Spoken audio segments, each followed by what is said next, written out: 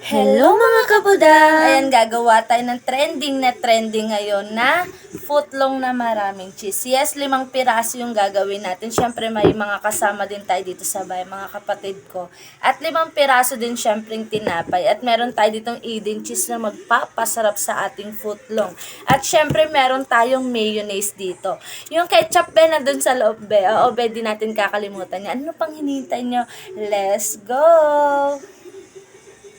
So, at ayan na nga ang ating mga sangkap na gagamitin sa ating paggawa ng cheesy footlong. At ayan na nga, hihiwain na nga natin ng ating tinapay. Konting kwento lang mga beha. Ayan, pagbili ko niyan, maganda siya talaga sa plastic na nakalagay. Pero ngayon, tignan mo be, nakikita nyo ba? Parang nagpuputol-putol na, parang pagod na yung ating mga tinapay mga be. Di ko nga alam kung tutuloy ko pa yung vlog ko dyan eh. Kasi nakakahiya, putol-putol talaga siya. Para siyang pagod na. Dapat yung mga ganyan di na talaga binibenta. Ewan ko ba sa mga tindahan bakit kaya ganyan sila. Alam naman nila na napakatagal na siguro ng tinapay nila. Pero hindi be, kakainin pa rin natin yan.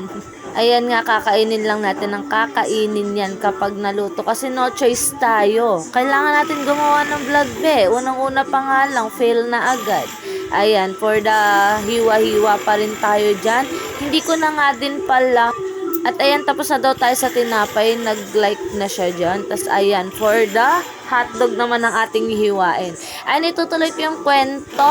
Ayan, hindi ko nga pala na video yung pagbili ko niyang mga gagamitin natin kasi nga kasama ko yung anak kong pumunta sa palengke. Oo be, sa palengke pa yung binili. Kahit ganyan lang recados niyan be. So, ayan nga, konting kwento pa rin tayo ngayon. Ayan, first vlog nga natin to mga be. Kung gusto nyo gumawa pa tayo ng more video, mag-comment kayo dito kapag in-upload ko to. Kung ano pang gusto nyong i-vlog ko. Kasi nga first vlog natin yan mga be. Ayan, for the okay na nga rin daw siya. Kaya magne-next na tayo. Ayan, pinakita niya na yung tinapay at hotdog na ginawa niya. At ayan mga be, binuksan ko na nga ang shilling para mag-start na tayo magluto. Lalagyan ko nga din pala yan ng mantika ni mama. Alam mo ba mantika niya be, galing pen sa empanada be. Bakit? Tayo lang naman kakain, okay lang yan. Saka masarap naman be empanada, hindi naman siya naglalasang empanada talaga. Kumbaga dyan lang tayo kumuha kasi sayang naman, hindi naman yan lasang-lasa. Tsaka para sa atin lang naman yan eh. Sa bahay lang naman yan natin, kaya okay lang yan. Wala namang maarte sa pamilyang ito. Ayan, for the binuksan ko na nga ang shilling. At ayan, paintayin lang natin na kumulo-kulo. Tapos signan mo be, nagpapakyut pa siya dyan be. Ayan, for the pakyut pa be, hindi bagay sa'yo be. At ayan nga, nakulo na nga siya at ilalagay na natin ng ating mga hotdog na iniwa mga be. Ilalagay na natin, tignan mo, nagtatalsik-talsikan pende. Hindi mo naman kasi parang nilapag lang no. Parang takot na takot sa mantika. Oo be, kasi nasabugan na ako da. At ayan, magpapakita ulit siya. Pakit ka ulit dyan be. Ayan, for the halu-haluin na natin yan mga be. At magkakaibigan tayo. Nahihiya ako, ewan kung bakit ganito. Agad akong tinatangay na pamatay mong ngiti. Kaya tinamo na ganun kadali. Kaya isang tawag mo lang ay nagyan agad ako. Kailangan mo ako, nagyan agad ako. Kasi nga lulutuin natin ng ating tinapay para medyo toasted siya. Ayan, for the luto-luto. Ayan, medyo maraming butter yung nalagay ko, pero okay lang yan. At least sumarap yung lasa nung ating tinapay. Oo be, mas masarap siya be kapag may butter talaga. At ayan, hinalo-halo ko nga lang po pala yan. Sige, for the halo. Tapos nilagay ko na nga yung tinapay na pagod na. Oo be, pagod na talaga yan be. Tignan mo. Gusto nang humiwalay nung Tatawa talaga ako sa tinapay na yan. Nakakaloka. Ayan, for the, sige, ilagay mo lang yan be. Sige, wag ka mapagod kahit pagod na yan. Ayan, halatang pagod na talaga yung tinapay na yun. Dapat di na talaga binibenta yung mga ganyan. Dapat nagbabago na ka ng paninda. Shout out sa bakery na nabilhan ko na yan. Ayan, sige, for the, ayan, kinuha ko na nga siya. Kasi nga, be, medyo toasted. Tignan mo, be, humihiwalay na talaga siya sa kapamilya niya, mga be. Ayan. Kinuha ko na nga talaga siya, mga be. Tas yan yung last. Yamo na yan shot. Ayan talaga, be. Pagod na talaga yan. Ayan nga for the nilas ko nga pala siya. Tas ayan na. Ipe-prepare na natin siya. Maglalagay na tayo ng dressing. Ayan. For the nahihirapan ako dyan. Alam mo ba, be, yung kuko ko parang tutuklak sa pagbukas ng cheese na yun. Malambot lang kasi yung kuko ko, mga be. Ayan. Kahit hirap na hirap ako magbukas, be. Gigigil ako dyan. Ayun, tinignan ko pa. Kasi parang tumutuklap na eh.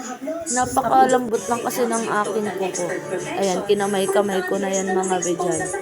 Tignan mo naman, be, yung iba. Alam mo ba, 3 na lang gagawin ko dyan, be. Kasi makikita mo talaga sa vlog, be, na naputol yung isa dyan. Kaya 3 na lang. Ayan, nakita niyo ba yung tumalsik, be? Ayan, maglalagay na ako ng ayan, ba't inubo? Ayan, naglagay lang tayo ng ketchup. Sige, yan lang, lagay-lagay, pahid-pahid lang, kabilaan, left and right. Ayan, mga be, tignan mo naman, be, ano, tawag neto, hindi siya sukat yung hotdog sa tinapay, maliit yung tinapay na nabili natin. Ang dami talagang fail sa gawa ko ngayon, mga be. Pero okay na yan. Kasi tignan mo ba yung ano na yan, mayonnaise ko na yan, umuutot-utot pa yan, mga be. Hindi siya tuloy-tuloy na naglalabas ng mayo. Pero okay lang yan, at least nakagawa naman tayo kasi nga first vlog naman natin, yung okay lang magkamali. Sa susunod, perfect ng aking gagawin para sa iyo. Yes, hindi tayo papayag. At ayan, maglalagay na nga tayo ng cheese. Ayan, be, bubudburan ko talaga ng sobrang daming cheese yan, mga be. Ayan, ang dami kong nilagay dyan. Ayan, panay kukudkod. Kasi nga gusto ko nga, be, sobrang cheesy talaga niya. Kasi nga, di ba yung mga nagtitrending talaga is sobrang dami talagang cheese na nakalagay doon. Nakikita nyo naman, kaya nga naglalaway ako kanina kasi nga nakita ako sa video na may kumakain yan, may gumawa din ng vlog na ganyan. Kaya ginaya ko, be, hindi pwede magpatalo tayo, yung gitera ka, gayahin mo. Ayan, ang dami-dami ko nga pala nilagay dyan na cheese, sobra promises. Kaya sobrang cheesy talaga niyan nung kinain talaga namin, be. Hindi ko pa tinigilan. Tignan mo, be, punong-puno na talaga yan. Sobrang punong-puno na yan, sabi ng kapatid ko. Sobrang dami na yan, te.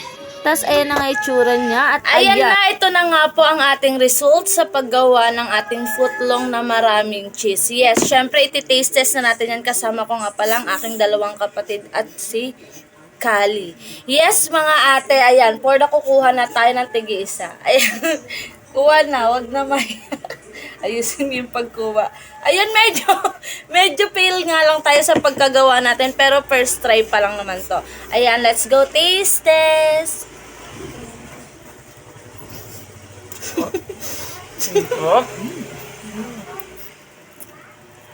Sarap siya. Ayun, kung gusto nyo din gumawa nito, i-try nyo na sa inyong mga bahay. Bye-bye. Thank you for watching.